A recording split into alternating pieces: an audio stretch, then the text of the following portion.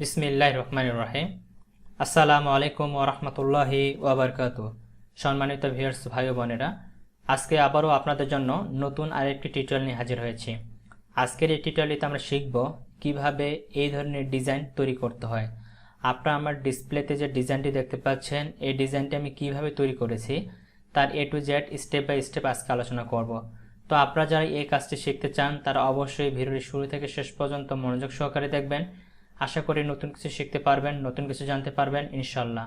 তো আপনারা দেখতেছেন ইউটিউব চ্যানেল আওয়াল ক্রিয়েটিভ, সাথে আছি আমি আওয়াল। তাহলে চলুন শুরু করা যাক। Subscribe now and press the bell icon. Never miss an update. Welcome back computer screen.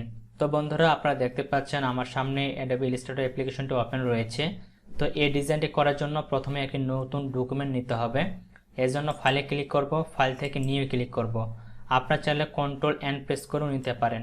এরপরে আপনারা যে কোনো একটা সাইজ দিয়ে নেবেন। তো এখানে আমি যে সাইজটা ইউজ করতেছি সেটি হচ্ছে ওয়েট 1350 পিক্সেল আর হাইট যেটা সেটা হচ্ছে 886 পিক্সেল।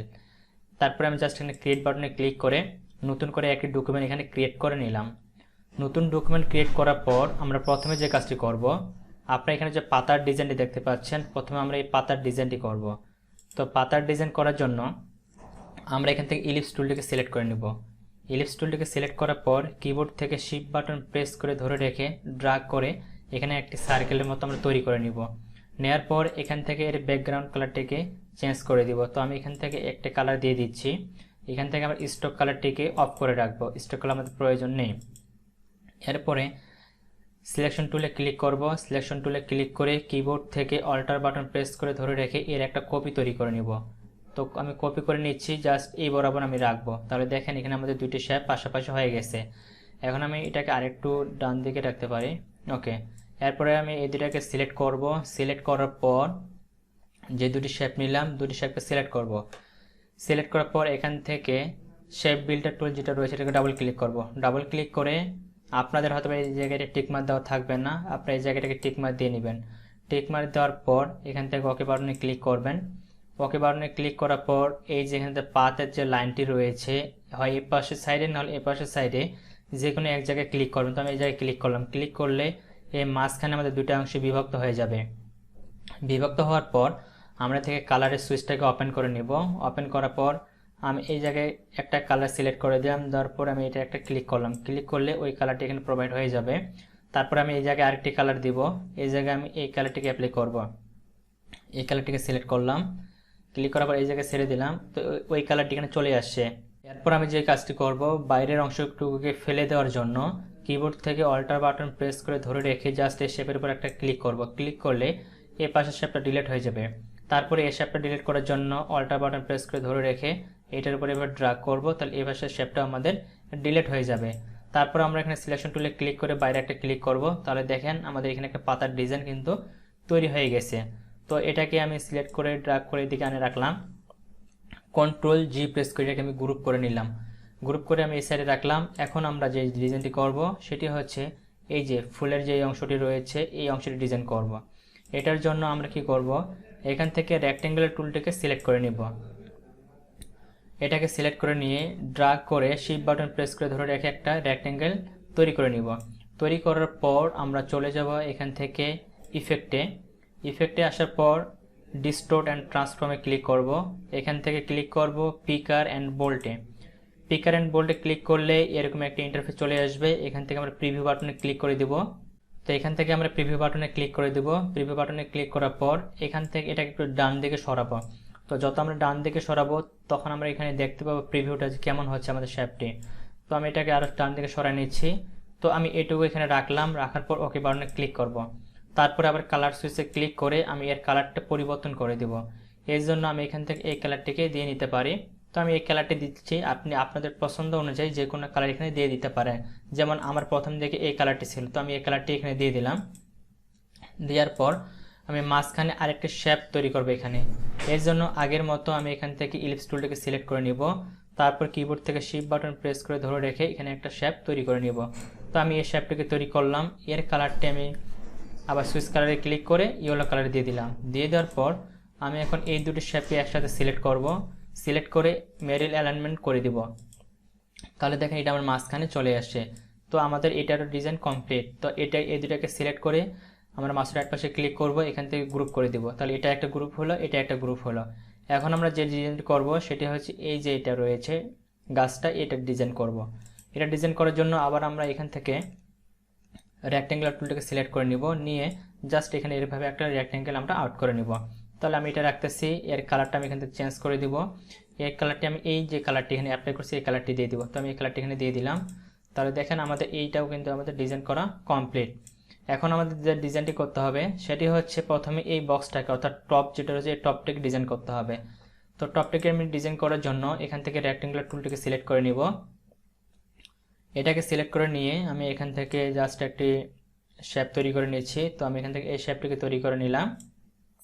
নেয়ার পর আমি এখান থেকে এই যে দেখতে পাচ্ছেন ফ্রি ট্রান্সফর্ম, এটাকে ডাবল ক্লিক করব। ডাবল ক্লিক করে এখান থেকে পার্সপেক্টিভ ডিস্টোর্টটাকে সিলেক্ট করে নিব। সিলেক্ট করে নিয়ে জাস্ট এটাকে আমি একটু ডান দিকে সরাবো, তাহলে এটা আমাদের একটু অ্যাঙ্গেলের মতো চলে আসবে। এরপরে সিলেকশন টুলে ক্লিক করে এটাকে আমি একটু ডাউন করে দিতে পারি। তো আমি এটাকে ডাউন করে দিলাম। দেওয়ার পর আবার এখান থেকে রেক্ট্যাঙ্গুলার টুলটাকে ক্লিক করব। ক্লিক করে এখানে সেন্টারে ক্লিক করে শিফট বাটন প্রেস করে ধরে রেখে ড্র্যাগ করব। অল্টার বাটন প্রেস করে ধরে রেখে আমি ড্র্যাগ করে এখানে একটা শেপ ক্রিয়েট করে নিচ্ছি। তো আমি এই শেপটিকে ক্রিয়েট করলাম। তো এখন আমরা এই শেপের কালারগুলো পরিবর্তন করব। কালারগুলো পরিবর্তন করার জন্য সিলেকশন টুলে ক্লিক করব। তো আমি প্রথমে নিচের বক্সটার কালারটা পরিবর্তন করে দেব। এই জন্য এখানে সুইচ কালারে ক্লিক করে এখান থেকে আমি একটা কালার দিয়ে দিচ্ছি। তো আমি এখান থেকে গ্রে কালারটিকে দিয়ে দিলাম। তারপরে উপরের শেপটাকে ক্লিক করব, এখান থেকে আমি ডার্ক গ্রেটা দিয়ে দিব। এটা দেওয়ার পর এই শেপটাকে সিলেক্ট করব, মাউসের রাইট পাশে ক্লিক করব। এরপরে এই শেপটাকে সিলেক্ট করব। সিলেক্ট করার পর আমরা চলে যাব এডিটে আসার পর কপিতে ক্লিক করে আবার এডিটে ক্লিক করব। তারপর এখানে পেস্ট ফন্টে ক্লিক করব, তাহলে ওইটা এখানে পেস্ট হয়ে যাবে। তারপর এর কালারটা আমরা আবার আগের কালারটি দিয়ে দিব। দিয়ে এই কালারটি দিয়ে দিলাম। দিয়ে এই শেপটাকে সিলেক্ট করে আপ এরো যেটা রয়েছে এটা দিয়ে একটা উপরের দিকে তুলে দিব। উপরের দিকে তুলে দিলে দেখেন আমাদের এখানে কিন্তু যে শেপটা ছিল, এখানে যে আমার শেপটা ছিল এই শেপটা কিন্তু এখানে ডিজাইন হয়ে গেছে।